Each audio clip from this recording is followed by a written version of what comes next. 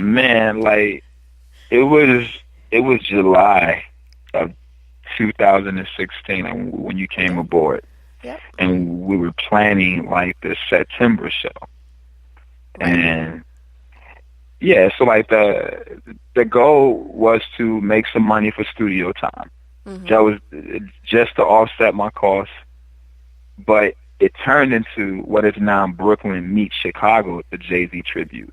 It became such a like a show that will honor hip hop, number one, but also honor this story. Right. And the reason why it's called Brooklyn meets Chicago because I was telling or performing a Brooklyn story from a Chicago perspective.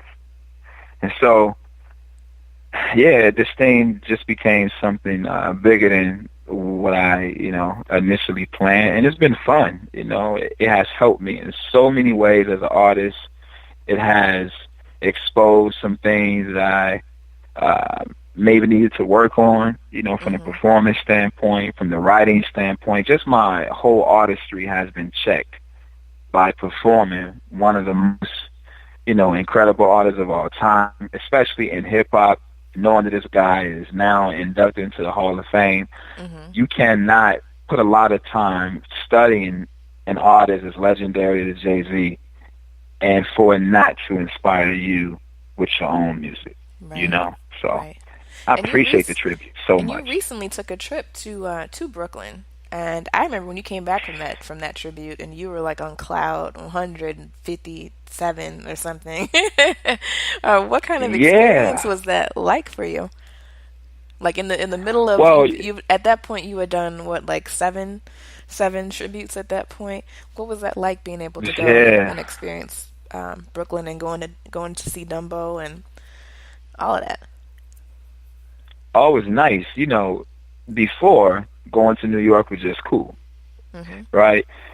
But after listening to like the new album 444 and doing all these tributes and literally spending a year studying Jay, probably a year and like a half studying Jay, because just the prep time, prior to doing the first tribute. Um, so walking the Brooklyn Bridge and meeting like once you get like down at the end of the Brooklyn Bridge, in the middle is Dumbo, which is all like the luxurious like buildings, and then Mhm. on the other side is the Manhattan Bridge. So I'm actually walking in the story of Jay, Right. because before I didn't see it that way, but because Right. I'm so engulfed in like the story, everything means that much more. Like you crossing I mean, we actually walked the entire Brooklyn Bridge, Mhm. and then walking in Brooklyn Heights or, just walking around Times Square, all these legendary places.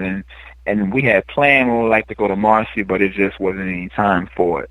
But just spending all this time like in New York and some of the most legendary places that Jay has talked about was quite the experience. So yeah, coming back, I brought all that energy, and I wanted to do just I really wanted to do his story justice at that point, because you Mhm. can't deny that not only has Jay been such an inspiration to a hip hop artist or a writer, but just a inspiration for any black man who has Yeah. come from a broken place, right? Yeah, I Mhm. came from group homes and shelters and abuse and all these different things, but Jay came from like the projects and like a drug, like a heavy drug culture, from selling drugs, from being around drugs, and then coming from that, rising from the ashes. Right. That's a story anyone should want to celebrate. So it's an honor for me to celebrate that story. So yeah, I was crazy, like like inspired. Right. So we're gonna get into some more of your original music because we definitely want to make sure that people know that you're not just a Jay Z impersonator. But Nah, when nah, we like come I'm back not. from that song, we're actually gonna talk about how the Jay Z tribute has influenced you to get back to performing your original music because you have an upcoming show where you'll be doing that. So we'll talk about that shortly after we play this next song. What song do you want to do, Chris? We have March On. Let's Or uh, let's do Gabera Daisy actually. okay, give us a quick rundown about Gabera Daisy. So Gabera daisy is the name of a type of flower. Daisy, if anyone know the history or study like the flower daisy, it can grow in harsh conditions.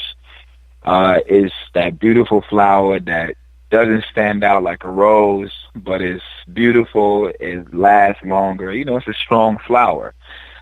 So the concept of the song is you see roses all the time, and everybody thinks roses is just like the best flower because we buy it so much and we use it for different occasions. But the Gabera daisy is in the background, standing firm and strong, and it's beautiful in its own right, but it's often ignored because it doesn't look like the popular rose, right? Mm-hmm. So I liken like the rose to like the popular video vixen or like the model or the woman on the video screen. But Gabera daisy is that best friend that loves you. She's beautiful, but she ain't, you know, trying to be over sexified or, you know, she ain't trying to be in the light. She's just the strong woman in the background supporting you humbly, right. You know, loving you in your worst. And so that's what I was talking about in this song, and being able to identify what is like the best woman for you. And that's the concept. Nice. All right, well, let's check it out. Yeah. This is Gabera Daisy by Christopher LeMark. We'll be right back.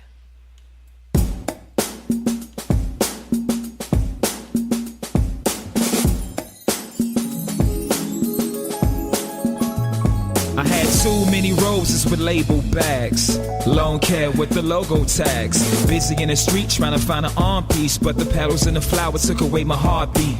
The yellow rose left cause of selfish me, and the little pink rose all we had was beef. I'ma be real, honestly it was me. Then I met a red rose and I fell for her soul. I really did care, but it wasn't what he chose. It was all about looks and how she fitted in her clothes. Mind state was a terrible place, no word, no truth, just waste. My conversation was the foolery in me. I couldn't understand what love really means. A year later, I met a new flower, and all she ever said was be a man in this hour. Grow. You compared her to a rose. She's the bouquet you could hold. No thorns or prick can cause you pain. Substance of a lady, sweet Gabera daisy. In constant bloom, you beautify my life. Gabera daisy. Daisy don't care about material gardens. She only really care about maturity harvest. Grows in the dirt, separated by feet. Survives in the cold much more than a week. I got us on in when a flower speaks. Straight to the point like a target bee. Her flower bloomed out, many seeds poured out. I listened real close when I sat on the couch. More than a bed, no shot can hit though. Daisy only wanted me to grow like willow. Dealing with my pride, my flaw was ego. All messed up, many weeds I chose. Gabera daisy, stay by my side like water from a florist, spray when I'm dry. Yeah, and while you talking to roses, that beautiful daisy, her flower the coldest. Grow. You compared her to a rose. She's the bouquet you could hold. No thorns or prick can cause you pain. Substance of a lady, sweet Gabera daisy. In constant bloom, you beautify my life. Gabera daisy. Dear roses, way too popular. Plenty holidays, many men wanna buy ya. You own a lot of magazines and that video screen, plus every dude dream. Yeah, you flower, thorns on the side, make a grown man cry. Put pride to the side, let the sun really shine. Watch Daisy rise like in the springtime. And she can grow through anything, supports like a team, got a high self-esteem. Her wisdom calling, beautiful flower, your leaves are flawless. A matter of fact, you parlous, rare, no more land with harlots. The proverb said this flower's noble, and she would never settle for a tree that won't grow. I thank God for you and the seeds you planted, cultivated love. My green thumb was not enough. Sun shining through as the flowers bloom. There are no roses now, 'cause all I see is daisy. It's not about roses anymore. It's all about Daisy. Quality versus quantity. Gabera daisy.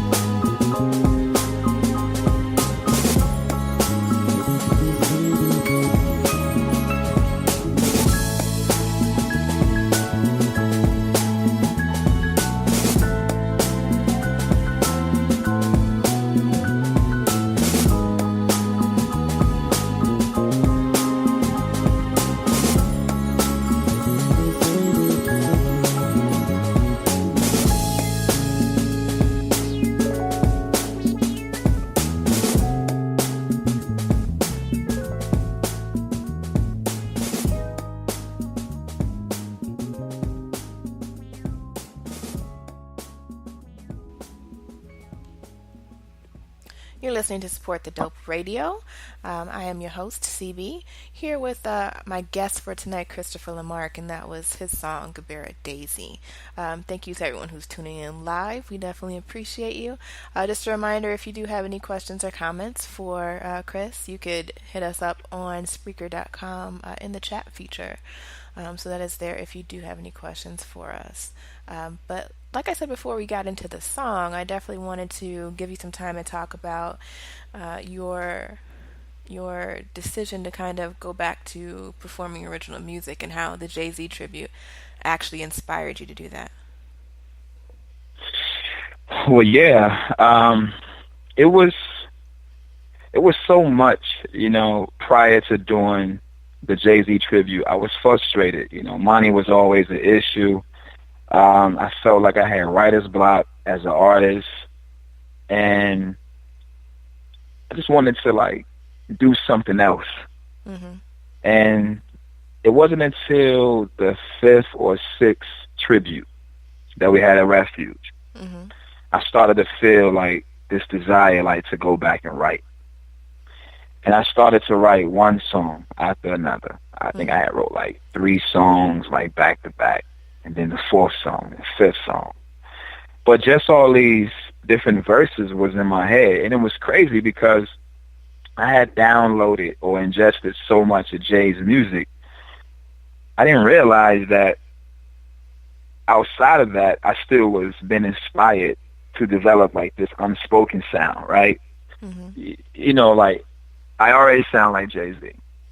So I'm thinking if I'm studying Jay so much, then maybe I'm going to actually start writing and sounding like him for real, because I had never studied an artist like this. So I didn't know what would be the outcome.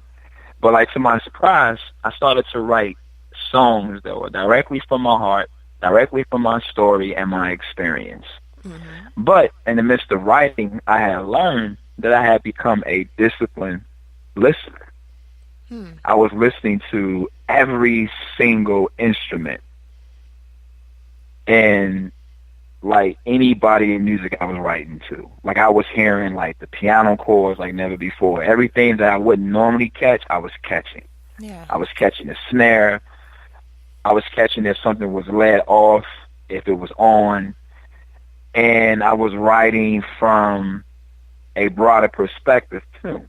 I wasn't just writing from my own place. I was thinking about other people and the surroundings. I was thinking about my friends, my family. I was thinking about the culture. I was thinking about my ancestors. I was thinking about love.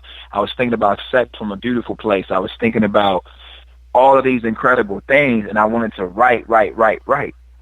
And it was because we worked so hard trying to produce the best Jay-Z tribute. It actually made me level up as an artist. It made me better. It made me more sensitive to the music, sensitive to the story, because you know how we always talked about, let's make sure that we line the show up right, where it makes sense to the audience. Let's tell the right story. Right. And I have always been a great storyteller, but I don't think I have been great or as great as I could have been prior. Okay. So I believe the tribute made me more mature musically. It made me sensitive to my own art, to my own sound. It made me more patient with myself. So I was just excited to get back into that place of writing. Now I'm ready to get back on the stage and perform my own sound. And honestly, without doing a Jay-Z tribute, I probably wouldn't have this thing, this level of anticipation, this excitement. I feel so excited to perform this music. Nice. So when we, if you follow Chris, or if you follow me on social media, you've started to see some promotions for his next show, which is coming up on October 1st at Refuge